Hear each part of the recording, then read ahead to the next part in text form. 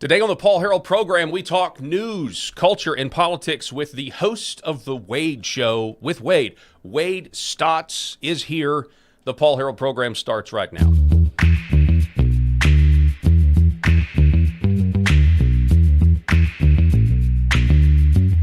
The Paul Harrell program. All right, ladies and gentlemen, thanks so much for being with us. As always, I'm joined by my co-host, Rob Spencer. Rob. Paul, it is an honor to be here and glad to have Wade Stotts on the show. Looking forward to getting his perspective on everything that's happening in the daily news. Of course, we continue to see the fallout from the Charlie Kirk assassination, and, you know, there's just a lot of whataboutisms going around all over social media right now, and we see, you know, as I've posted and a lot of other people have posted, we've seen people's heart. And for some of them, that is not a good thing. We've proved a rotten heart for people who need a change. And then, of course, you know, Jimmy Kimmel made some, sort of disgusting comments on his show, blaming the right. And as I said yesterday, anybody that believes that Charlie Kirk's assassin was on the right, they are literally living in a dream world. And I question the echo chamber that they are living in at that moment. But we're seeing the fallout from that, and people want to blame Trump for it, but I believe that it was capitalism at work.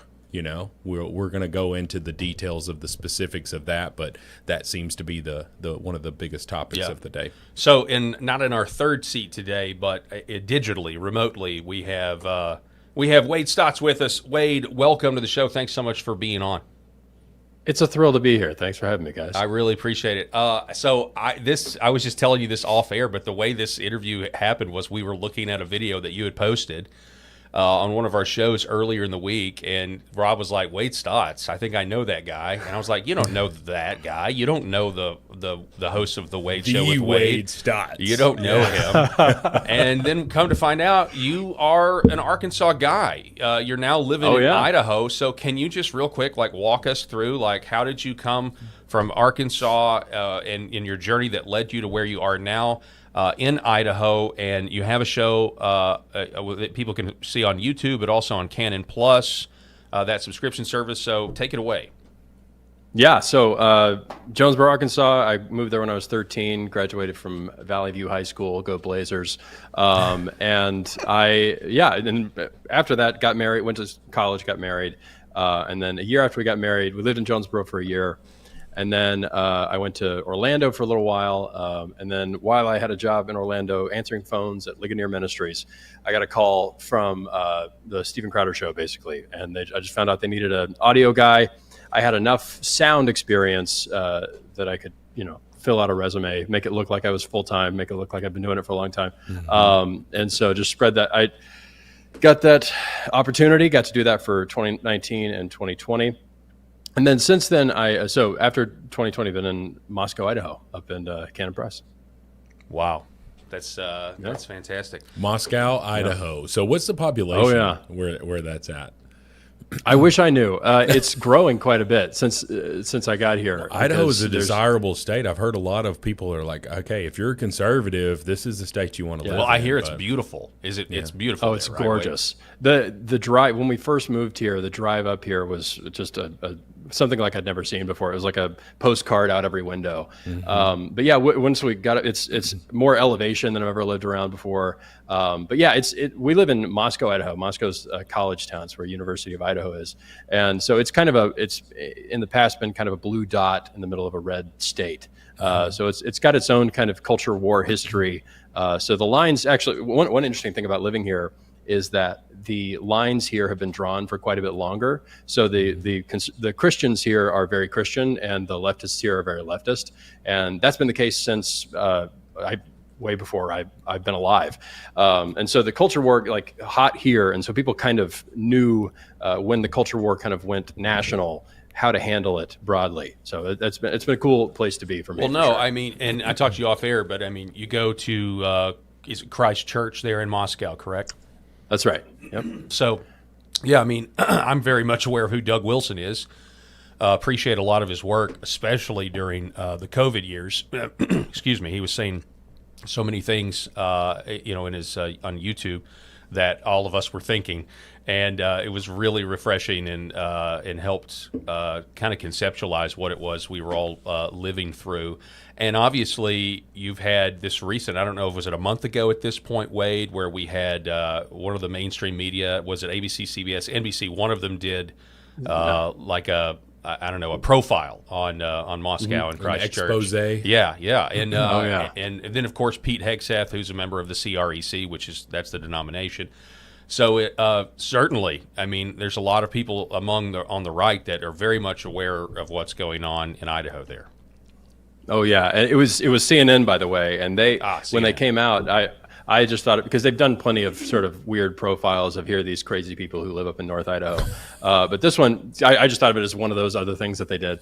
And once that came out, I think there were a lot of people who saw it and saw, like, who are these insane lunatics, and then other people who watched it and just thought, like, oh, that sounds relatively normal. Or even if I disagree, I just go, like, these people just seem like churchgoers. Salt of the earth. Yeah. That's awesome. So all right, so tell us a little bit about, of course, this past week has just been, it's felt like it's been a month. It was, we mentioned COVID.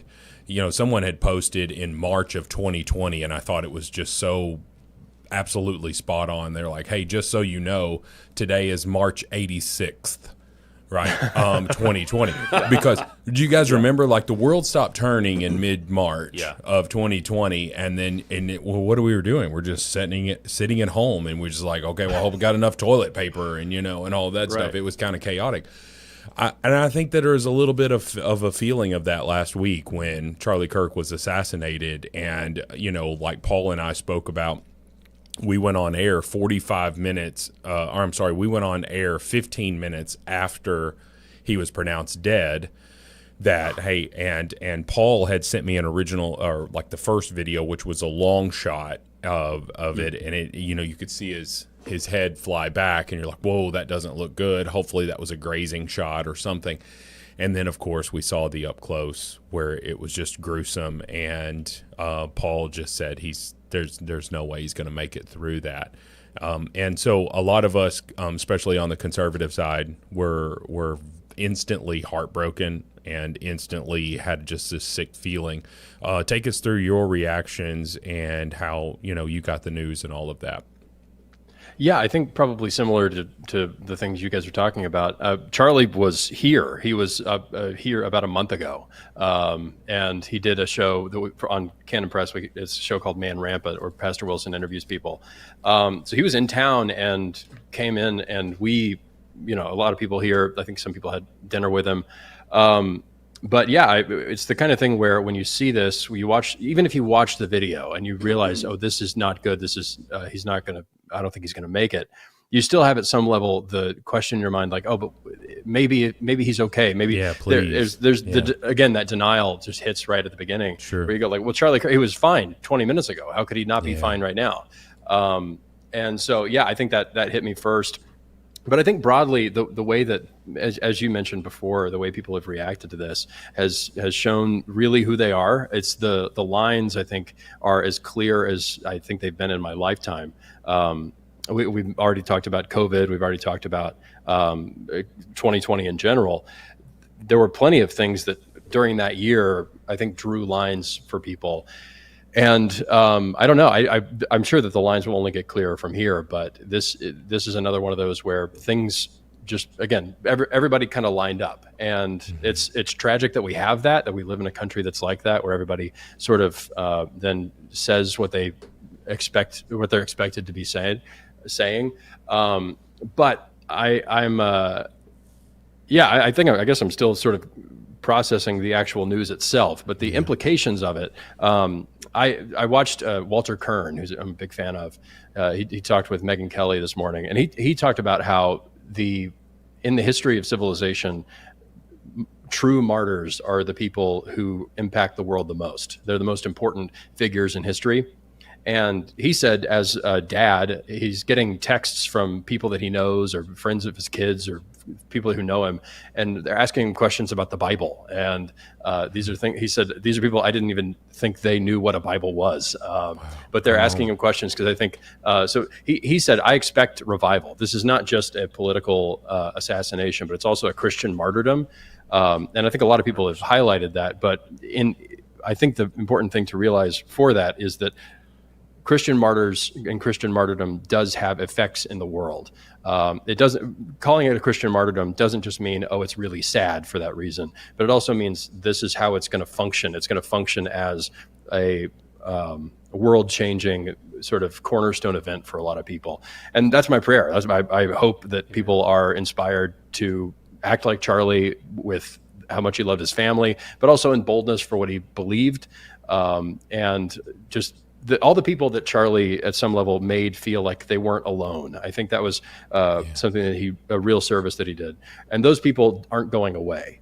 And those people don't go away with Charlie. Those people are only emboldened by this, terrible thing that's happened. Well, we've seen it too, where there were as many as 45,000 new applicants for Turning Point USA. Chapters of Turning Point USA, whether it be at the high school level or at the collegiate level. Right. And they just announced today that Erica Kirk has been appointed to be CEO and chairman of the board. Chairman of the board. Thank you, for Turning Point USA. And I think that that's just exactly probably what needed to happen in terms of, like, let's start the process of healing, but heal with fire under our bellies here for change. And I think, go ahead, Paul. I was just going to say, Wade, I really totally agree with what you said about Christian martyrdom. He certainly is a martyr, and the blood of the martyrs, historically grows the church. And we're not only seeing, like you said, all these people that want a Turning Point chapter, but you're also seeing people. I saw that video I sent you the other day on TikTok, and somebody that was raised in the faith departed at the age of 17, but then this woke something up in her, and she went and she bought a Bible, and and if you were going to take a picture of her, you would not. She looked like a stereotypical leftist, covered in tattoos. That's right. That sort of thing, and nose ring and all. And of so, that assuming stuff. that testimony is accurate, there's more than just that one. Yeah, and so it's already having an effect, because I think people realize.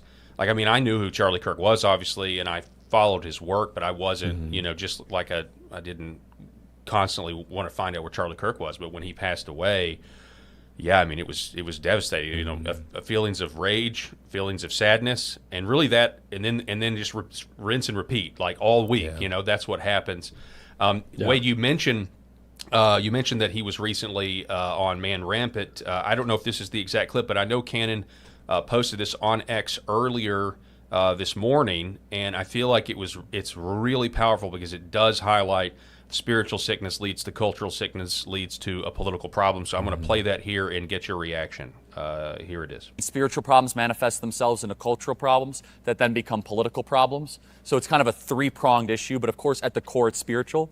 And so my critics say, oh, Charlie, politics, waste of time. You should only talk about the gospel. The gospel is the most important thing. But you know how many people we have led to Christ by first talking politics? Because the law is a school teacher to Christ, as it says in Galatians 3. The law can show you towards Christ. It's a guardian of Christ's message. And I see this happen every day on campuses. And so there's something very profound happening. It's actually accelerating. It's not slowing down. Young men are becoming more and more conservative. They're more and more hungry and thirsty to get involved in the local church. We could talk about young women, because they present an opportunity. Let me put that mildly. But I do believe women will follow if men lead. So there you go. What's your reaction to that, Wade? Yeah, I think that the clear-headedness that he had is something that's the reason that it was a tough thing to figure out, who's going to replace Charlie Kirk, is because that kind of clear-headedness on the spiritual nature of what's going on is not something that's broadly held within conservative radio, conservative podcasting. But seeing the spiritual nature of the battle, his passing is an example of that, and I think we've seen more and more that is the nature of the battle that we're in. It's not just who's in office, but there's a broader spiritual reality going on. So that's why I'm heartened to see that his wife is at least taking the reins for now, because I hope that the right-wing movement in America, MAGA, anything that Charlie touched, my hope is that it will look more like Charlie Kirk after this. And again, with that kind of clear-headed relationship between spirituality and politics. Pastor Wilson, who was interviewing him in that clip, he says, like Andrew Breitbart said, politics is downstream from culture, but culture is downstream from worship. And he's been saying that for a long time, and I think that Charlie knew that thing as well. So, I hope we can pick up on that as well. We're definitely going to, human beings in a fallen state, so we're going to worship something, and we're either going to worship, Christ, or try to fill it with all these other pagan things. My question though about that particular clip would be, doesn't that fly in the face of modern, I'll call woke, evangelical mission strategies, that somehow you can't talk about politics, or in Charlie's case, he's really talking about the implications. If the gospel is true, which it is, just like Francis Schaeffer, how should we then live? These are the implications that Christ is king. So therefore, this is what's good and this is what's wrong. And yet, for so long on the right, which we've slowly seen pastors, instead of being default center right, now a lot of them are default center left. It just seems like that this is a rebuke of that strategy. We hear, well, we don't want to make politics an idol. Obviously, Charlie Kirk wasn't at all. So isn't this a rebuke of kind of the conventional thought when it comes to evangelizing America? Yeah, I think that a lot of pastors will respond to whoever is the loudest in the room, which is not a good thing for pastors to do. But if you're, most of the time, leftists in a congregation or in a group are going to be the loudest objectors. And if a conservative or a right-winger is sitting in a church and doesn't feel comfortable, they'll either take it for a long time because that's what they're used to in the rest of the world anyway, or they will just sort of leave quietly. And that there are exceptions, obviously, in both senses. But I think that pastors, because they've responded to those incentive structures for so long, are confused when people do start coming to church and expecting something different. One of the things that I saw plenty of videos like you guys did about people saying, I've gone to church for the first time in 10 years, 15 years. Since I was a kid. And my thought, I was sitting there hoping, well, I hope that they get there and aren't disappointed. And not because obviously people can have perceptions as to what church is supposed to be, but my hope is that they would come and find something as robust, at least as robust as what they got from a Turning Point rally or a TikTok that they watched. And we really saw, and we saw that way. We saw, unfortunately, both sides of that coin here, where people are posting videos, commentary about how they went to church and they were disappointed that their pastor or preacher, whatever denomination, whatever word they have for that, they we're disappointed that Charlie Kirk was not even mentioned. And I just say, what a missed opportunity. Like, you can say, even if you're on the left, even if you're a pastor who is on the left, and you are, to Wade's point, unfortunately listening to that vocal minority there who are chirping the loudest, you have to acknowledge the monumental shift that took place over the past 8 days in this country. And at that point, what are we talking, 4 or 5 days after the event? You have to acknowledge that was at least something noteworthy to mention, because Charlie Kirk did not separate to exactly what we're talking about here. Charlie Kirk did not separate his faith from his political views. He did not separate his faith from his societal views. He did not separate his faith from, certainly, with his marital views. He was a Christian. He was a Christian. He lived it. He breathed it. It was embodied in everything that he did, regardless of whatever lies they want to tell about him, a week plus after his death. We saw that, and all of these individuals had a chance some of them rose to the occasion. Some of these pastors stood there and rose to the occasion, and I'm gonna give in a plug for mine, for Archie Mason at Central Baptist, who 100% talked about it and talked about the implications for Christians. But some let that opportunity pass, and they can't go back. And I'll just add, the occasion that they're rising to is that their sheep from one Sunday to the next Sunday have been through a really horrible week. Yeah, and the type of things of, like, Lord, why did you let this happen? Or just injured or just grieved or just full of anger or full of rage. It's the responsibility, it can be argued, that, hey, my flock's been through this, so in the worship of the Lord, by preaching the word, we can also acknowledge, hey, yeah, it has been a hard week, and point people back to Scripture, which is the life, which is true life. So yeah, one of the sharp illustrations of this is Christianity Today wrote an article, and I think the headline was something like "Died, Charlie Kirk, MAGA firebrand shot in Utah" or something. But those were, I think, the main words there. And you look at that and you go, okay, well, he died. He just sort of what did he die in his sleep? It's like he was like a political assassination of a major major Christian figure. My friend Joe Rigney says that, like, he was the greatest evangelist since Billy Graham. Yes, and we can't say this name. We can't talk about what happened to him and what it actually means. While at the same time, that same Christianity Today released a glowing article about, I think the title was "How George Floyd Left a Gospel Legacy in Minneapolis." And so that my hope is, again, way. I mean, good gravy. I know.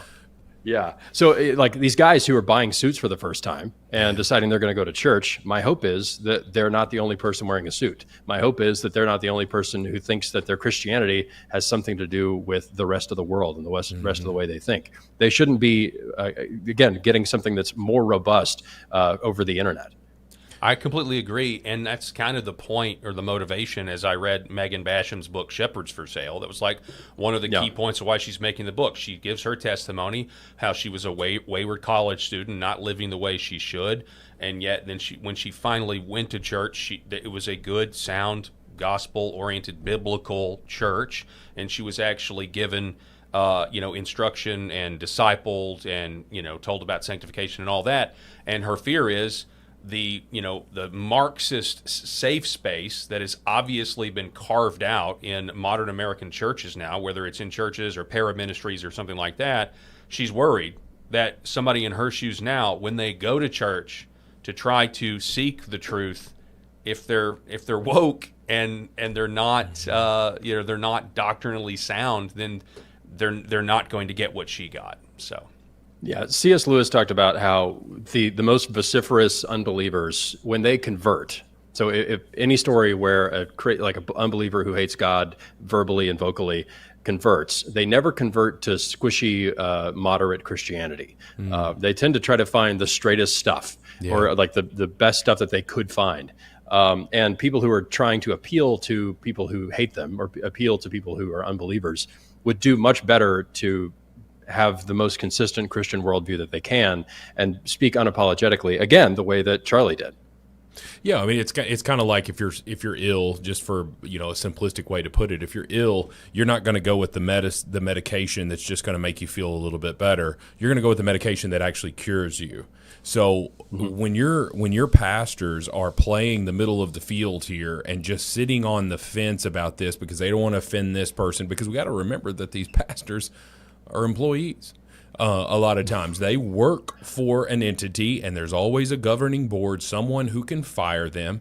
And if that pastor does not have security in their job, they are going to walk the line. And that's not what God calls us to do. That is not what Jesus calls us to do. And unfortunately, there's too much of that. So I really hope that, to Wade's point here, I really hope that the people who went to church this past Sunday that were disappointed and just really felt like something else was going to happen, that they give another church a chance, because we're not the same, which is why there's so many denominations. And even within your own town, you have several different sections of a certain denomination. Like, don't get so jaded by what you saw at this one church, especially if they did not mention this and what it means to the world. Yeah, and and ultimately the Lord is gonna do what the Lord's gonna do here as well. So we can also pray that that people find the churches that they're supposed to be at as God gathers His people. Wade, what do you think about the response to this? I mean, so I mentioned earlier how go through sadness, mourning, even though I didn't even know Charlie Kirk, and then it turns into rage. And channeling my rage has essentially been about desiring law and order in this country. Donald Trump earlier today saying he's going to designate Antifa a terrorist group. That's a great start. We have lawlessness all through our country, though, and so I'm to the point now where, I want to use every legal remedy to try to bring peace, for people that are clearly wicked and clearly breaking the law or involved in terroristic plots or whatever. And honestly, I'm less and less concerned with the means. Like, I'm less and less concerned with how it's done.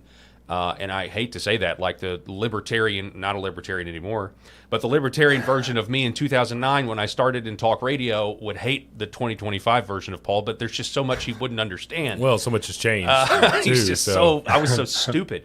But I guess, I know what it is I'm saying. I just said I want the legal means, but then I'm saying, well, at this point, at some point, I just want to make them stop. I want somebody to make them stop. So what do you think about that? What should the response be? Well, yeah, I have the same kind of instinct in myself to go, well, I don't love big solutions or sort of like solutions that are, I don't know, using a huge hammer rather than a scalpel. Like I don't by inclination or temperament really go for that.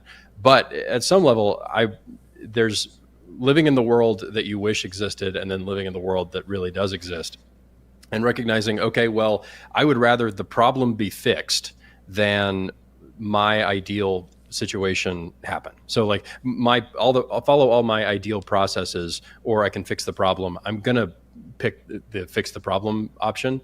And so I think that's why Trump has been such a sort of refreshing figure on the right, is that he's not an ideological person.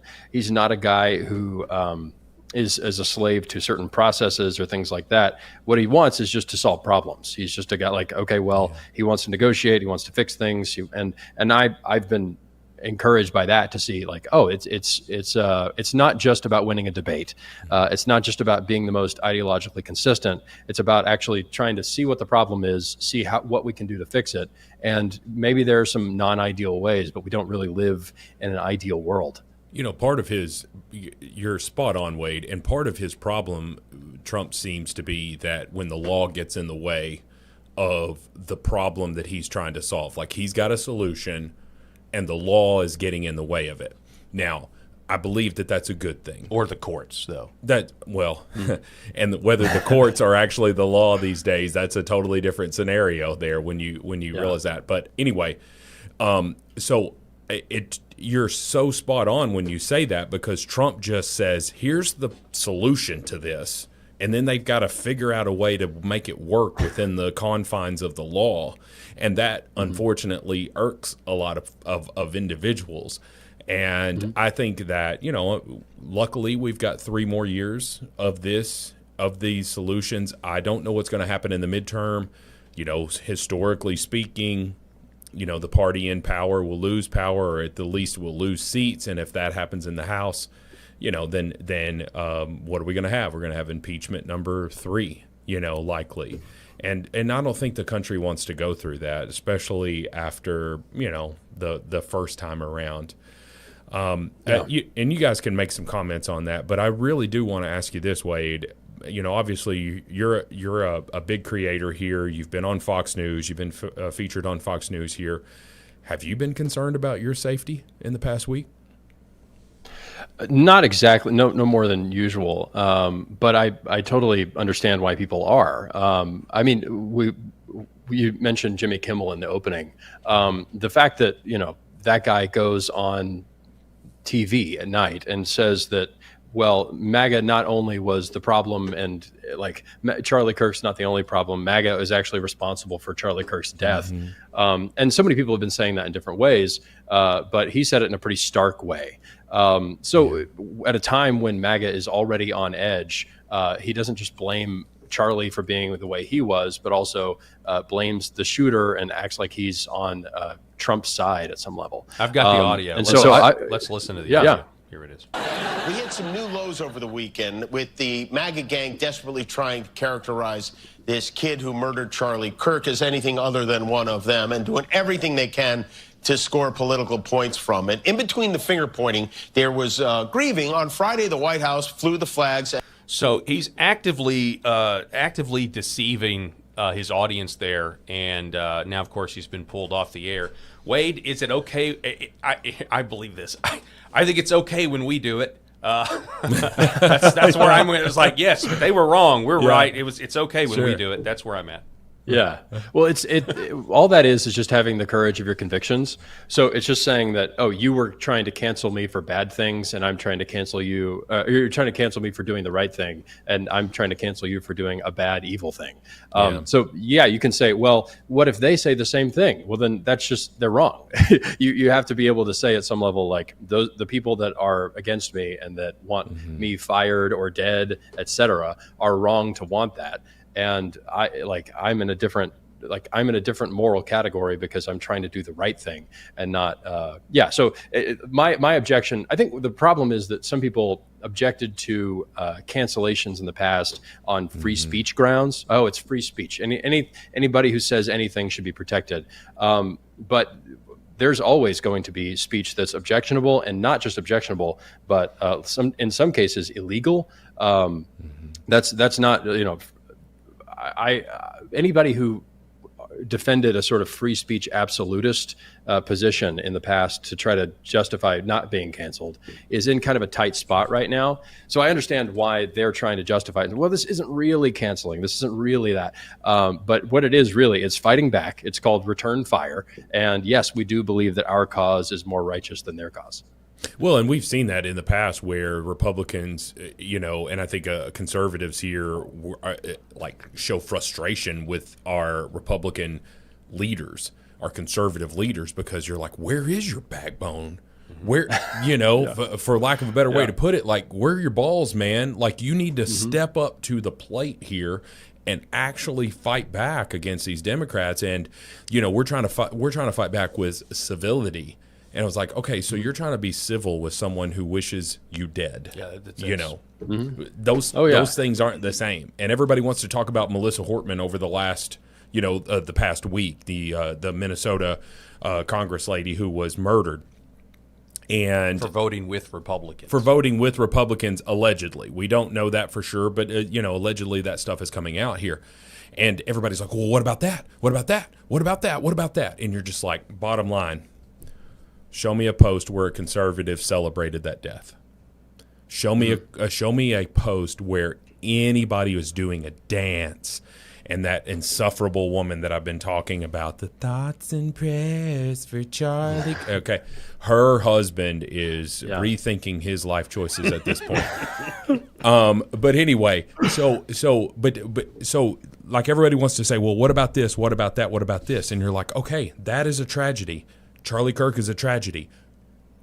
Your side, part of your side, is celebrating Charlie Kirk's tragedy. We're not celebrating your tragedy. We're not doing that. So we're not the same. Do not try to put us, in the same boat here. And one thing, to Wade's point here, we're seeing some mental gymnastics, and it's going on both sides right now, because I've seen some clips where Chuck Schumer came out and was pushing for the removal of Tucker Carlson from Fox News in 2023. We saw that. This was before it actually got handed down. Dude is on the Senate floor talking about Tucker Carlson. And you're just like, what the heck does Tucker Carlson have to do with the business of the Senate? Yeah. But it doesn't matter. Well, Tucker was on cable, so that's a totally different thing. If the public owns the airwaves, and cable is a different thing from the ABC, Fox News does not have an FCC. Yeah, they don't have an FCC license. Absolutely, and that's a very different thing. The problem also is that, again, so like the courage of our convictions, that's a big piece of this. I also just want to make sure that people know, like, this Jimmy Kimmel was not in a good place anyway. So like his job is to make affiliates happy. His job is to, like, when Conan O'Brien got the job at late night in 1993, he had to go around to a ton of major affiliates, all NBC affiliates, and just shake everybody's hand, meet the local anchors. Absolutely. Do the whole thing, drink out of their mug and take pictures, because that's part of the job. And if a bunch of affiliates come together and say, we don't want this guy, then that isn't Donald Trump. Like, Donald Trump didn't tell Sinclair Broadcasting Group to say, hey, don't carry that. It would have been interesting had the FCC chairman not gone on Fox News to talk about how, these ABC, NBC, CBS, these entities that do have an FCC license, if he hadn't said something like, "Hey, we need to look into them because of this or that," like if that comment had not been made, what would liberals be focused on for the cancellation of Jimmy Kimmel? How would they have drawn it to Trump? I think they would have had to bend themselves into some pretzels to do it, because honestly, the FCC, it was a private, pressure. They would just say it was behind the scenes. Well, but the FCC chairman was not the reason. To Wade's point, it was because an affiliate who owned 30-something stations said, "Nope, we're not doing this." But I want to revisit what you said, Wade, about our cause is righteous. Right? I've been preaching this for a while now. Right? Both sides think they have the moral high ground. And that's one of the reasons why, the other side, for sure, just totally dehumanizes us, and the price of life, the value of life is decreasing. To Rob's point, we don't see that with us, because when something bad happens to them, we're not dancing in the streets, right? That's not what we're called to do as Christians. But the interesting thing, I just feel like this idea of secular neutrality is what's really being exposed here, right? The idea that society can be neutral, because when we sit here and we say, actually, no, there's a lot of people that are waking up and they're realizing, wow, that's indecent. That is indecent to celebrate a man's death, and we're going to reject it. We're going to say no. Or let's say that the government did go directly after Kimmel. I mean, I guess I don't really care anymore, because I just feel like 5 years ago, 10 years ago, the unspeakable thing, when right-leaning people were being canceled was, hey, a man can't be a woman, or I think homosexuality is wrong because of what the Bible says, and people got canceled. And just a short time later, now we're seeing the opposite, and it's because people are able to recognize evil and they want to flee from it. And so that's a good thing. But doesn't it expose this idea that we've lived, for so long, all of my life, all of your life, that, the public square can just somehow be neutral? It's not really neutral. Yeah, you can get away with calling it neutral when everybody agrees. But you can't get away with the neutrality thing for very long as opposition jumps in.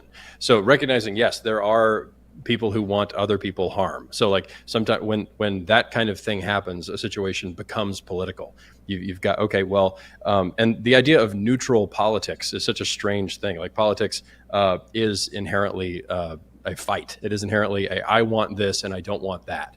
And being able to fight against the bad things going on. You can start to think, like, in the same way that I'm invincible because I haven't been attacked yet, or like this city is invincible because we've driven away all the enemies. But as enemies come in, you start to notice all of the ways in which, no, actually, we should defend this place. We shouldn't just bend over backwards to welcome in all our enemies. But as soon as you can recognize, there is such a thing as an enemy, there is such a thing as a threat, then you can wake up to the reality that, we've been in a battle for a very long time. It's just that only one side really realized it, and only one side thought that they were right. Well, yeah. Well, I mean, I would say that both sides at least had some level of it, but the conservatives for a long time, it seems, has felt powerless. Even when Trump was in office the first time, we did feel powerless because, to Paul's point there, you couldn't say, hey, men can't be women, you couldn't say that online without being censored, without being shadow banned, without getting a strike on Twitter. Yeah, Jack Dorsey saw that. All of that stuff, right? And so you want, like, I don't want to place all of the eggs in one basket here, but it's pretty darn hard to argue that the turning point happened whenever Elon Musk bought Twitter. Oh yeah, absolutely. And allowed for free speech, and no longer. Well, although we see it every once in a while.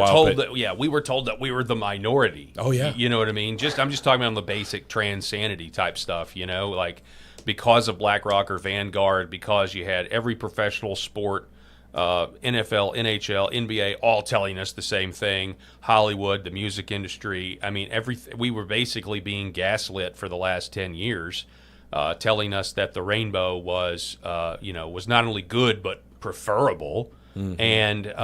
And yet the whole time you did have a real silent majority that just, were disagreeing and somehow not buying into the propaganda. A lot of people did buy into the propaganda and this national spell or this national brainwashing. But I think what we definitely saw in 2024 is that message was rejected. And now we're seeing that because their woke sex religion has been rejected, assuming we believe the official narrative and everything, that there's still a lot of questions about Utah and everything, but violence is the feature. It's not the bug; it's the feature, right? This is if you violate somebody's religion and it really is that they're that sincere about it, well, then they get violent when they realize that they've been told no. That's what's happened. They've been told no, and now the violence is here. Yeah, on the Twitter thing, there's a concept in like sociology or whatever, sociology, called a preference cascade. And so what happens is if a bunch of people think something and they think it quietly, that happens all the time in all sorts of different situations. But usually what happens is maybe one person will talk, and then that doesn't just no matter what happens to that person, other people at least hear, oh, I'm not the only person thinking that way.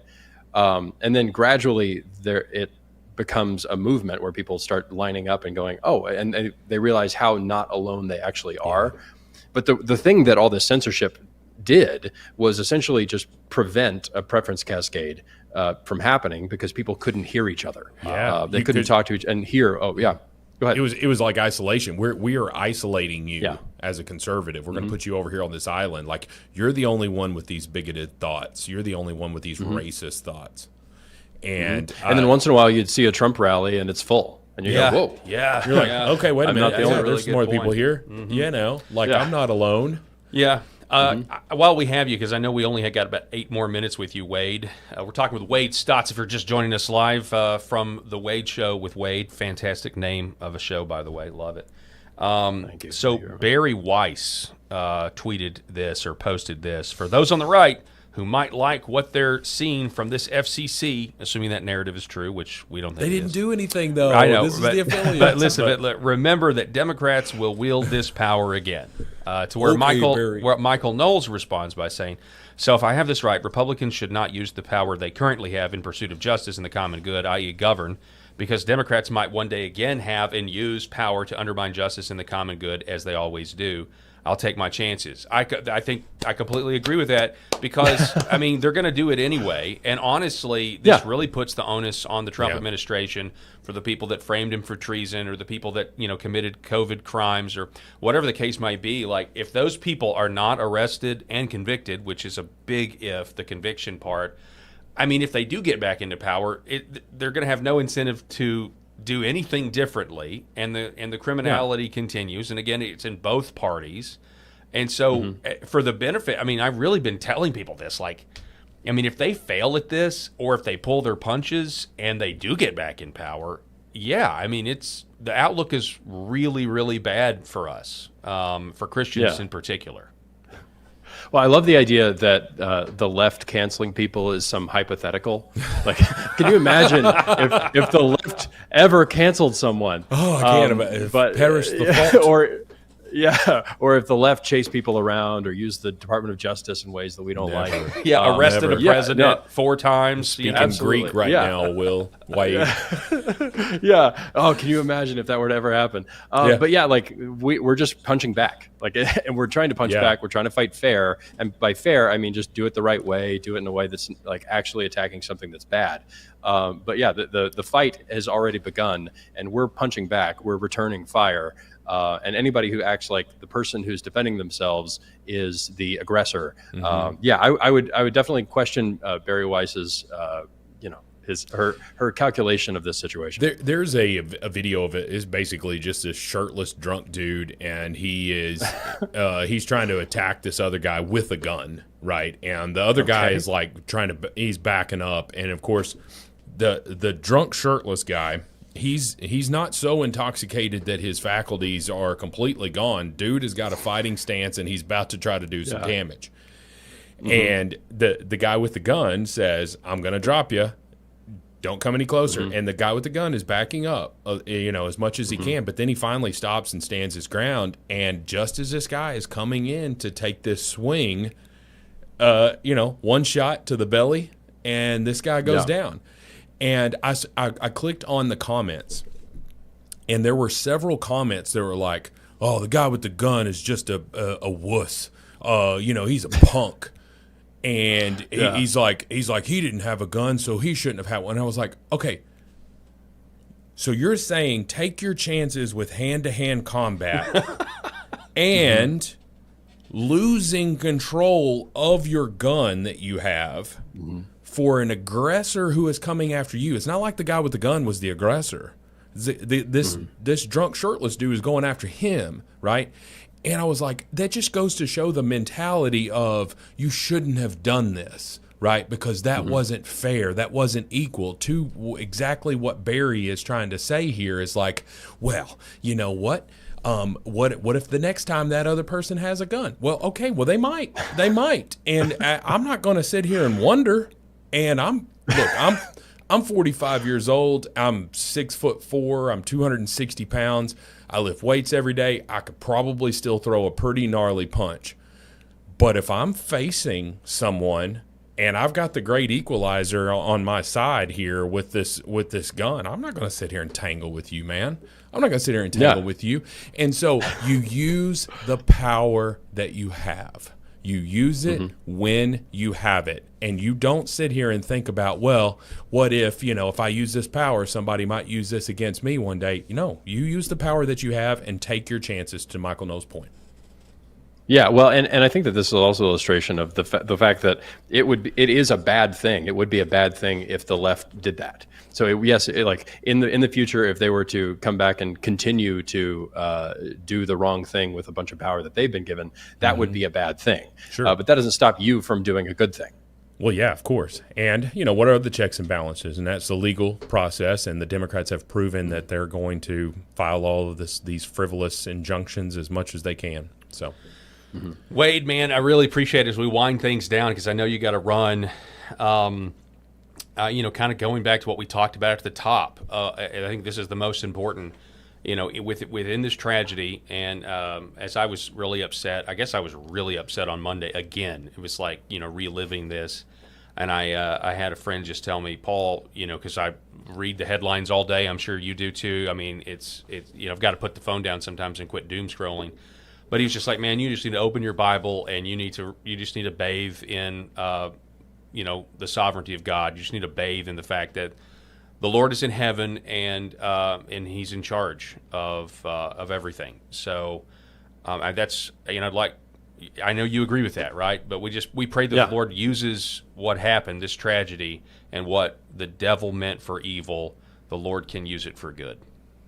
Oh, yeah. And my hope, to our earlier discussion, I hope that this doesn't just give individuals a new backbone or some steel in their spine, but also pastors, also leaders, people who have some amount of authority. So that's my prayer in this in this direction, and as we continue to mourn, but also try to move forward. Yeah, your YouTube channel is The Wade Show. You can check it out, The Wade Show with Wade. We see it there. Really great clips.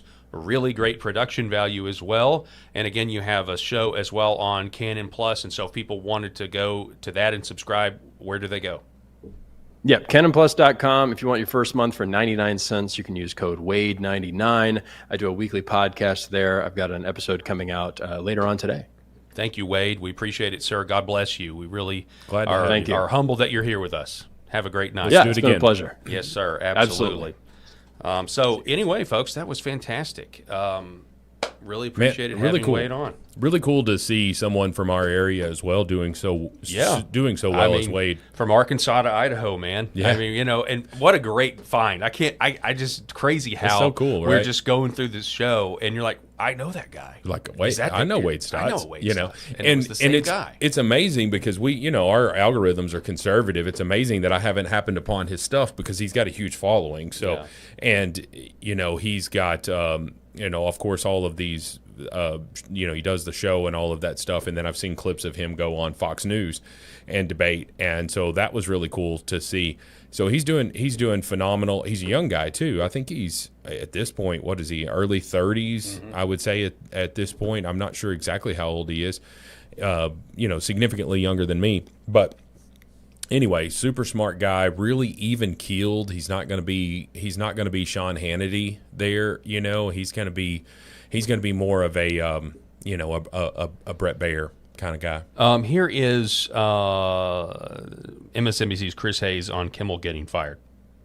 It's kind of in keeping in line with what we were just talking about. Listen to it, man. Chris Hayes is a freaking tool. But one of the things that Wade said was the people that have been advocating against the cancel culture of the right for so long on just free speech grounds are in a bit of a pickle, right? In terms of Jessica Tarloff said that too. Yeah.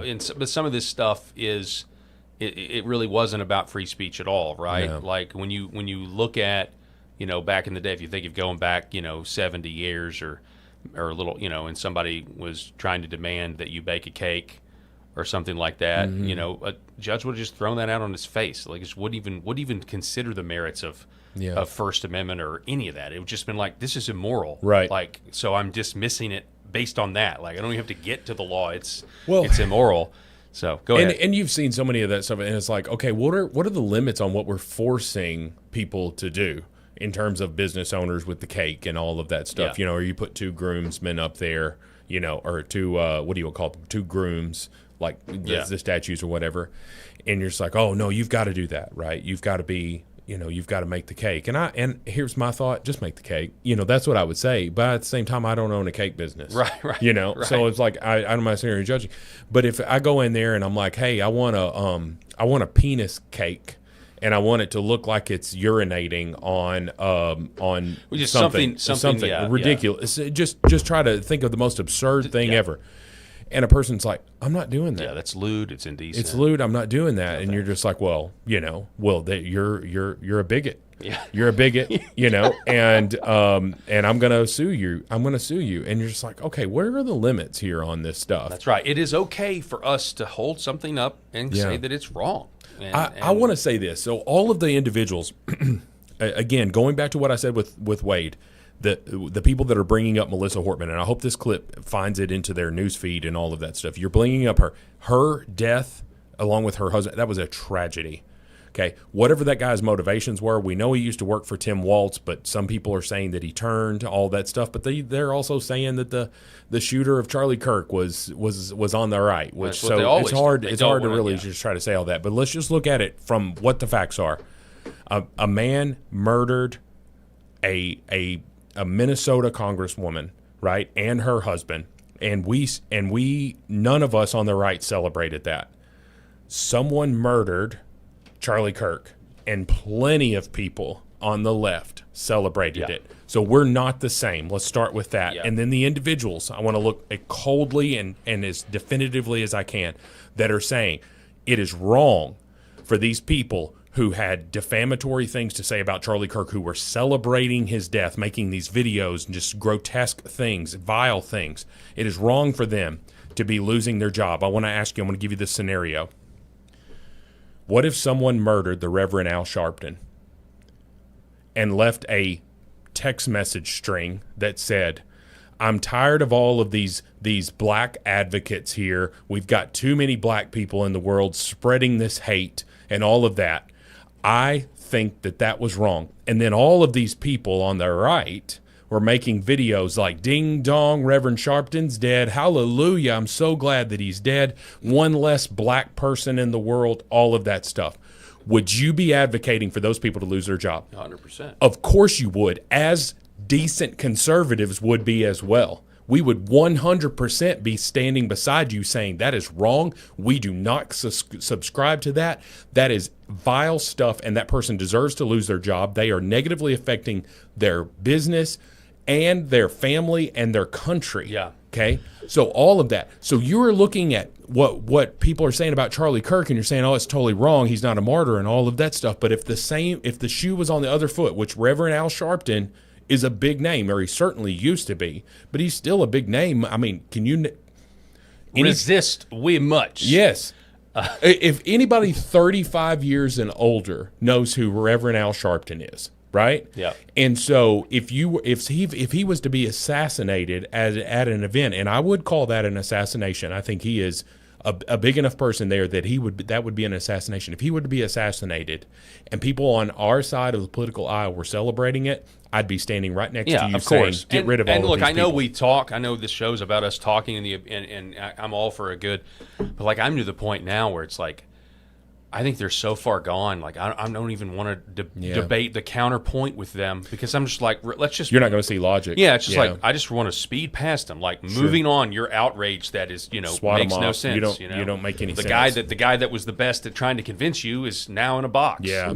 So this is a huge story that the media is going to blow way out of proportion.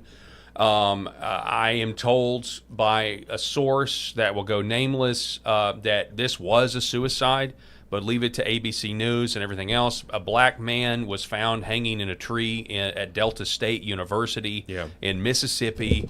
And when I saw this, I thought this is going to be blown out of proportion. The police chief says, everybody says that this was a suicide. And you know what? Just speculating here, could be a suicide in order to do, you never know somebody's motivations. Well, but didn't they also find a white man hanging the other day? I'm not sure. Like the same day? I don't know. But this is ABC News' coverage. This is how they're trying to spin this. Listen to this. Good morning to you, George. Authorities keep saying that there was no foul play in this case, leaving open the possibility that this young man took his own life. But in this heated political environment, there are many people on campus and watching this who are afraid and worried this was something more. Authorities in Mississippi are now working with the FBI and tell us this morning that they can only say so much, but are trying to make clear to the public that the tragic death of Delta State University student DeMartravion Reed did not involve any foul play. Trey, as he's known, is the young black man who was found hanging from a campus tree on Monday morning. We recognize that this is not only about facts. It's about emotions and it's about feelings. And the way this loss and how it was discovered affects people's lives. Reed's family is having trouble believing authorities, saying that he was happy and excited about college. They're demanding to see video of his final moments that police say they have. There's video out there, and we can't speak to that at this point. It's still an ongoing investigation. According to an early report from the county coroner, the student didn't suffer any lacerations, contusions, compound fractures, broken bones, or injuries consistent with an assault. Lawyers for the family are now calling for an independent autopsy and a more thorough investigation, saying that Trey's family deserves answers they can trust. We cannot accept rushed conclusions when the stakes are this high. Many students and faculty don't know what to think. Campuses like this one have been caught in the cultural crossfire with bomb threats and false reports of active shooters. I can say that my heartbreak is comprehensive. This institution should not be associated with hate or hate crimes. If people knew this place, they look at it and say, wouldn't it be better if America was more like Delta State University? There is great public interest in what happened in this case, especially on social media. We expect to see a more complete autopsy by the end of this week. Police chief there saying there is video of it. Basically video of something. Is it? They're claiming it's suicide. So if that's true, then the video is of him hanging himself. And maybe his last words, he was just like, "Hey, I'm, whatever. I don't know. I have no idea." But to video himself hanging himself, I would imagine the videos from the campus. Cameras probably from the camp. You know what I mean? Like the surveillance footage. Yeah. Well, I mean, at the same time, like there are a lot of liberal, influencers who are going out there and trying to say that he had, that he had bruises on his hand, like he was all beat up. And of course, the family has come out and said, "Stop saying that. We've not seen anything like don't tarnish the investigation." The family has asked people to stop. Well, it sounded like the ABC News is reporting that the family is suspicious of the official story. Yeah, but anytime, let's just be honest. I mean, anybody would. Sure, be, whoever it was, he would. But and I'm not trying to like say that this is a negative thing, but anytime that a young black person is killed under or killed or commit suicide or something in under these scenarios here where it's just like, wow, you don't hear of a whole lot of people hanging themselves these days. Now, it's not making the news. Why did this one make the news? Why did a 21-year-old college student, why did this one make the news? And it's because he's a black man, and that it harkens us back to a very dark period of our nation history where lynchings were abhorrent and they were a real thing that happened. Was this a lynching? I have a hard time believing that it was, but at the same time, like, what can we go off of now? And that's what the officials are telling us. Yeah. And we'll figure out what the motivation was. And I like that they had a black police officer giving that news because I think they're pretty confident in what they're saying. Yeah. And they are trying to send a message right there to like, hey, this is not what you think. This is not the next scandal to blow up. Let's calm it down. This was a tragedy. This young man took his life. Now, if all of that is true, we're just gonna have to wait. Yeah. But it is a potential powder keg if somebody wants it to be. So, yep. Rob, thank you so much, sir. This was a great show. It was a great show. I mean, I can't wait to have Wade on again. Yeah, hopefully we can do that sometime. I think we're going to try to go on his show sometime too. Oh, really? Yeah, we're going to. Okay. So I was messaging, DMing back and forth with him about maybe going on his show too. So. Sounds good, folks. We really appreciate you being with us. We want to thank our sponsors, Red Vive Health. We want to thank New Horizon Real Estate, Gateway Sight and Sound, T-Guard Bail Bonds. You want to call Cody Powers for that, as well as Sherrod Chiropractic. I want to thank our sponsors because we wouldn't be able to do the show without them. That's all the time that we have for this edition of the Paul Harrell program. I hope everybody out there has a great weekend as we don't broadcast on Fridays, at least not yet. And God bless everybody out there watching. Pray for our country. Continue to pray for Charlie Kirk's family, and we'll see you on Monday.